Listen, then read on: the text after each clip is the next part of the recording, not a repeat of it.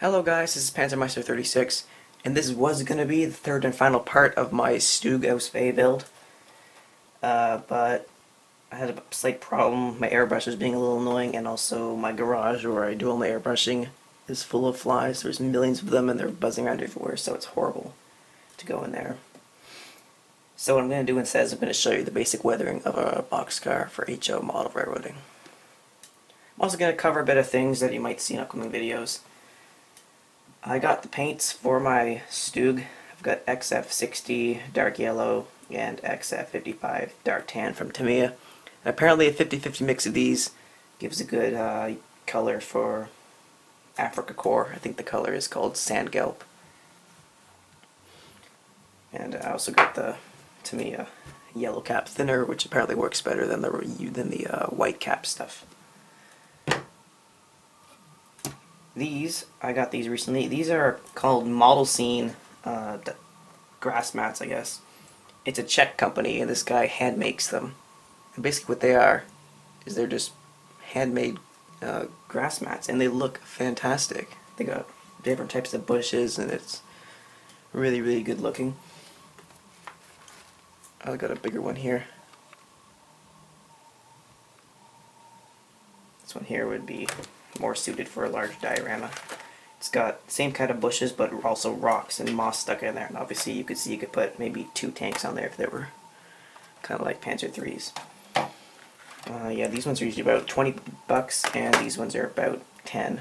It was a little bit longer, but I cut some off and used it on my Sherman diorama. But still, a smaller tank like a Panzer II would still fit on it now. And also, when I was on a vacation in Calgary a couple weeks ago, I got Tamiya M3 Grant. Looks really good. It's a 1970s Tamiya kit, but it looks fantastic.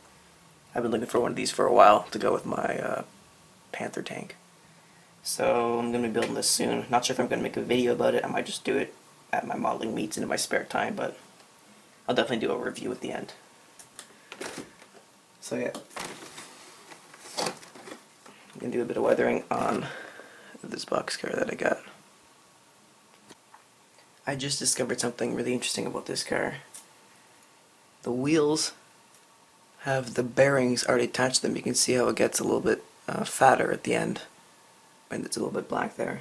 Usually the bearings are molded into the trucks already, so they don't move as the train goes along, when in real life they should be spinning, but these ones will, and it looks really awesome. I've never had a car with that before. First I'm going to paint the trucks, which are matte black, a darker brown color. Now I'm painting the wheels with XF60 dark yellow. And I'm using a micro brush because it's really handy for painting wheels. Now I dry brush the trucks dark brown, and I'm going to do the same with the wheels. I've now added primer red and a bluey gray color. Now I'm going to take some thinner and mix it together.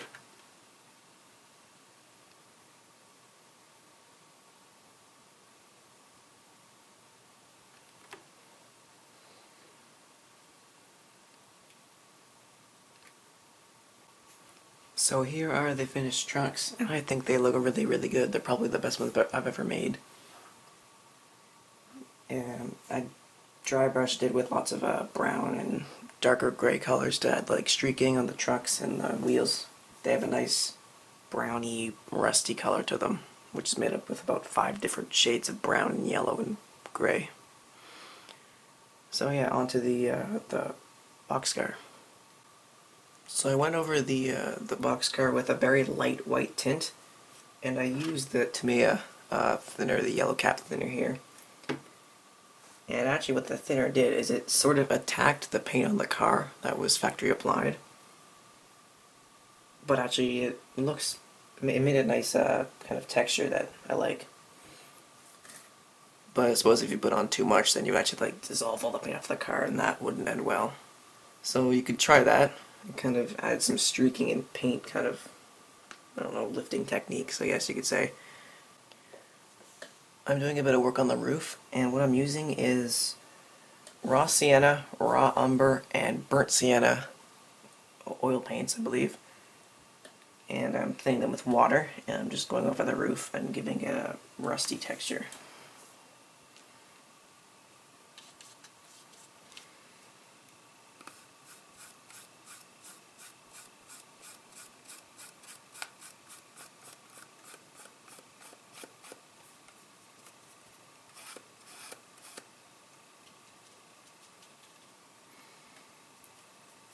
Right now I'm using the raw sienna, which is a light yellowy beigey brown color.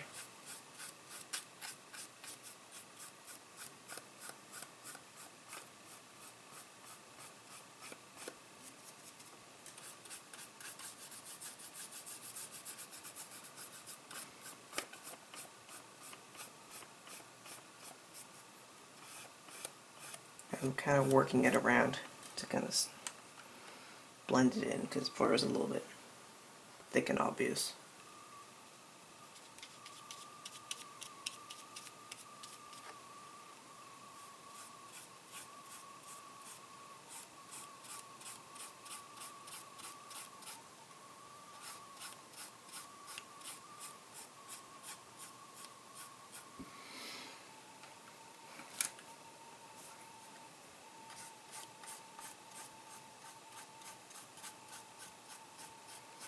You don't want it to be super even, that's because I've got a bit of a thin patch there, and then it gets a little thicker towards here because it'll look too uniform and not realistic. Now I'm going to work in some burnt sienna, which is a red, rusty color.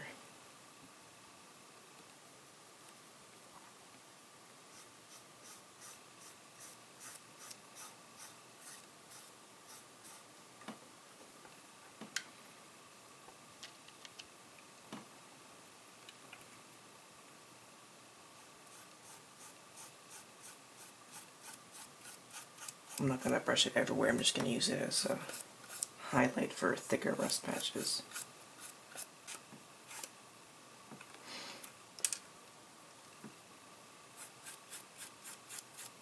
I'm brushing the other way now because since I'm right-handed, my strokes go this way. So then I kind of get clumps on what will be this end. So I flipped it around, I've got to work those clumps out.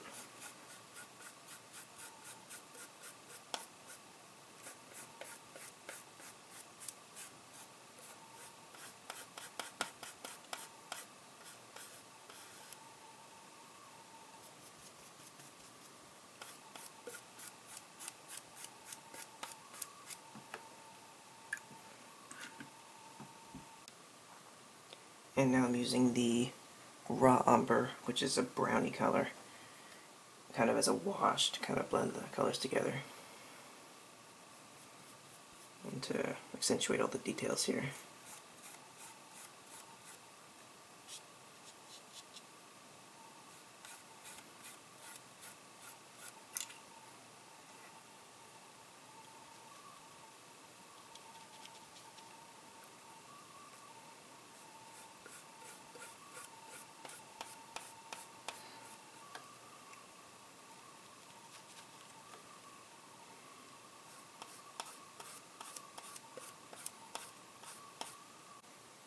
Now I'm going to add some Mig Pigments. This is P232 Dark Mud.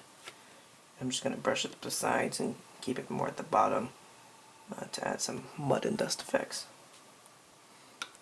I've never tried this before. Usually I'd use an airbrush or something for that, but I've seen people do this and I kind of want to try it.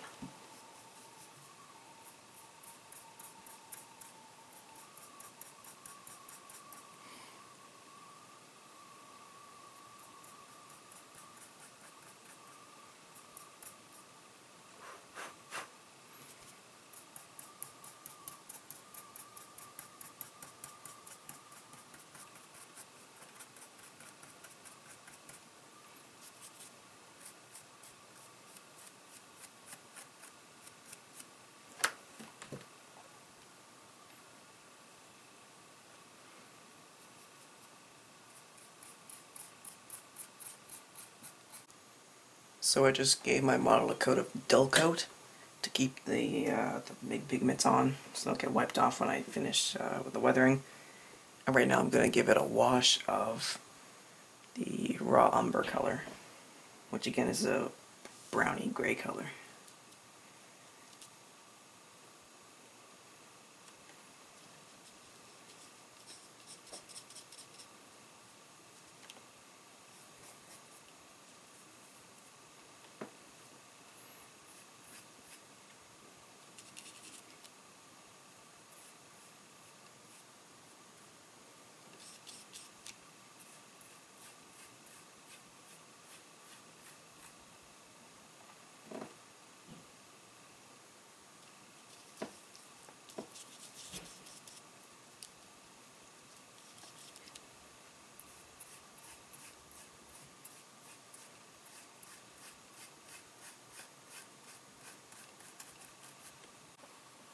Alright, so here's the finished car before I add dull coat. And basically what I did was I added a little bit more streaking using the burnt umber and the raw umber paints. The rust patches here, I just used raw sienna and this red along with burnt sienna, which is basically the same thing as this. And I added a wash with some of this black paint because the wash with the raw umber didn't show up at all, because it's basically the same color as the car. But yeah, it looks really, really nice. See, there's a bit of rust effects kind of around here. Some streaking going along there with little bits of kind of almost rust that's forming. And yeah, it looks really, really nice.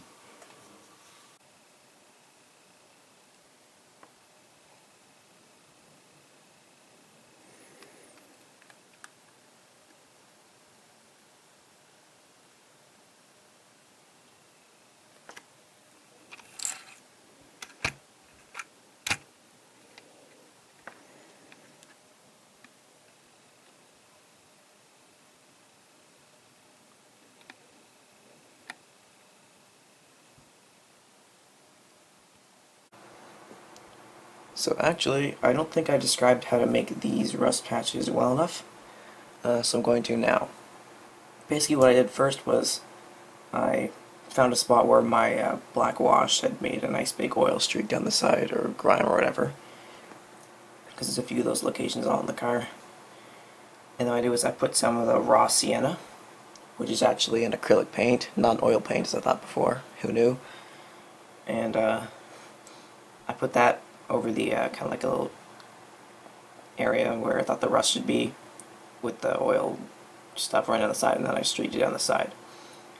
And after that was dry, I left a little bit of it, but then I covered the whole rest of it, a little bit on the outside here, but I covered the rest of it with red oxide, which is basically a red rusty kind of primary yellow color, well, primary orange color I guess you could say. But you need to put on so that the yellow is still visible around the outside. And then that simulates like fresh rust. And then closer into the corner where the rust would have started, and so that rust here close to the corner would be older, I put on the burnt umber, which is a browny, kind of rusty color I guess still, but it's kind of like the raw umber that I used earlier for the wash that didn't show up. But it's not as gray, it's more brown and dirty looking. And then that kind of left three little areas. You can see there's the burnt umber, and then the red oxide, and then there's the yellow raw sienna. And they kind of make a kind of like an effect that it's kind of moving out. The rust patch is kind of expanding along, and it looks really, really nice. And probably the best rust patch I've ever done. Probably the best weathered car I've actually ever done too. It looks fantastic. You can see the rust patches up there on the corner.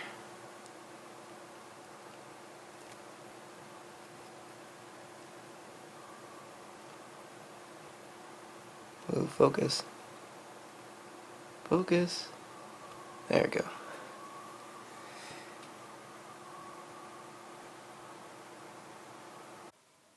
So here's the same technique for making rust, but on a different car, on the roof of it.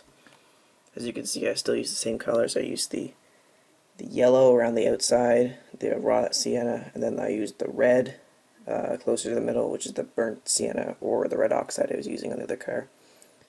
And then for the darker patches in the middle, I used burnt sienna. But I also used gray to simulate the paint peeling off, because this car, it was originally all red, even the roof, but I didn't like that, so I decided to make it seem like the paint on the roof started to peel off, so you can see it's gray in some spots. And then on the gray parts where there's no paint, then the rust would form there, because rust usually doesn't really form as well over top of paint. So here are some other cars that I weathered in a similar fashion. This car here, Corn Products, I use the same paints. I use all the same paints for all these cars actually. But I use them in different ways. This one, instead of rust patches, I did a rust streaking. The whole car has an overall streaking with it's either burnt sienna, burnt umber or raw umber. One of the two that's brown. All the way along the side. I'm not sure if you can really see it. I guess you can a little bit, but it's all the way along the side. And then the patches where I made it thicker, I also added a bit of raw sienna, which is the red stuff, and also a bit of the burnt sienna, or I don't know. I keep forgetting the names, but I added the red rusty stuff and then the yellow rusty stuff on the thicker patches. You can see there's 3 of them on this side, and on this one I have a bunch more rust patches in the middle here, because it looks interesting if you have the rust kind of in little clumps on the car instead of just spread out evenly. Because in real life, the weathering is never uniform. One side of the car might have completely different rust from the other one. It might be all the way up the side on one.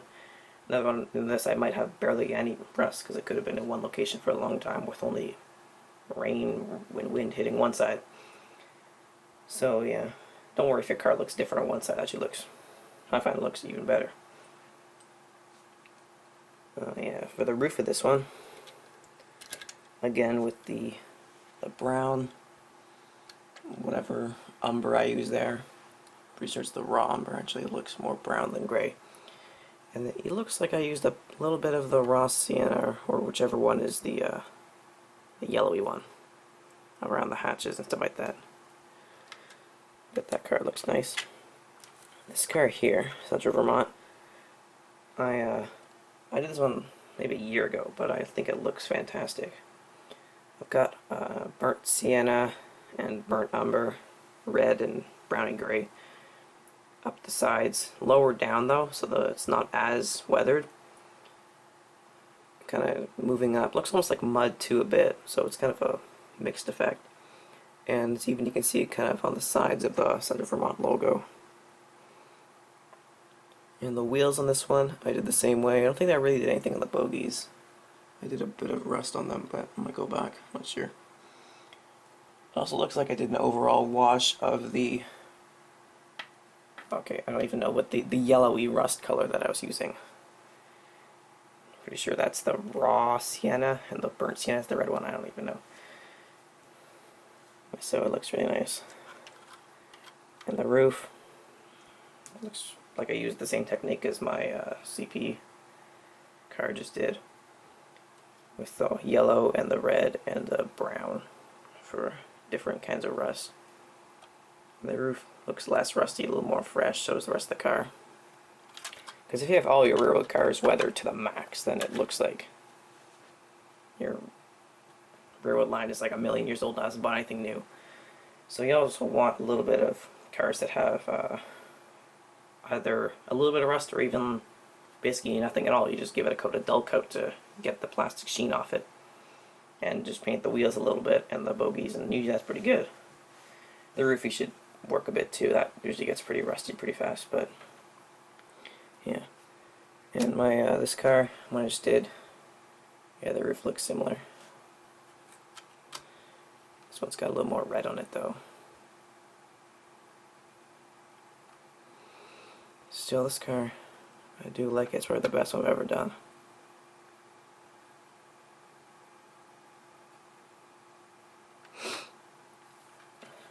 Okay, so that's going to be the end of this video. Next up, hopefully I'll be able to show you me finishing off my StuG. and the painting and the weathering and the decaling, decaling, whatever you want to call it. Hopefully, because I want to do that.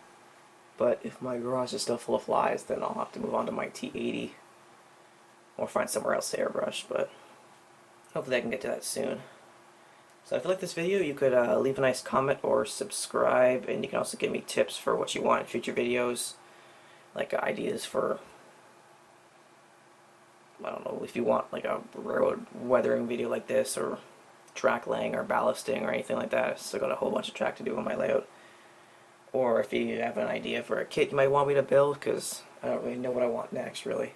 I've got a bunch of my favorite tanks here already done. I've still got a few tanks in the works though. A couple M3s and the T80 and aircraft. But still, I'm open to suggestions, and I don't know if I have the money, I might just buy it, you know. If I think it's interesting, I'll try it. So this is Fancy Meister 36. Thanks for watching, and goodbye.